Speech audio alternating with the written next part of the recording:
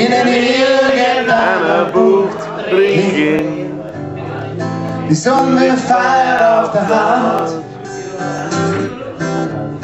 da riecht das Wasser und nix ist Land. Irgendwo in Griechenland, jede Menge weiße Sand, und auf meinen Rücken nur deine Hand. Nach 2-3 Wochen hab ich's gespürt, ich hab das Lebensgefühl dort inhaliert. Die Gedanken drehen sich um. Das Haus ganz wichtig war, ist jetzt ganz dumm. Du sitzt bei einer Olivenbahn und du spürst im Innenstein. Es ist so anders als daheim. Und irgendwann bleib ich dann dort, bis alles liegt und steht, über daheim für immer fort. Na, da gib dir mein Wort, wie die Jahre noch vergehen. Irgendwann bleib ich dann dort. Aber noch ist nicht so weit.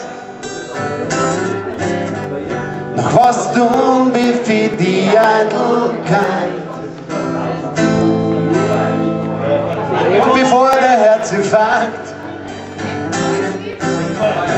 mich mit 40 in die Windeln bragt, lieg ich irgendwo am Strand, ein Bottle Rotwein in der Hand, streck die Füße im weißen Sand.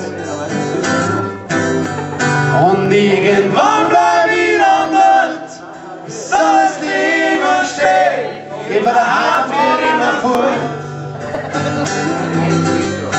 Na, darauf gib ich dir mein Wort, wie die Jahre noch vergehen, irgendwann bleib ich dann dort. Und irgendwann bleib ich dann dort, bis alles liegt und steht, geh bei der Hand für immer fort. Na, darauf gib ich dir mein Wort, wie viele Jahre noch vergehen, irgendwann bleib ich dann dort.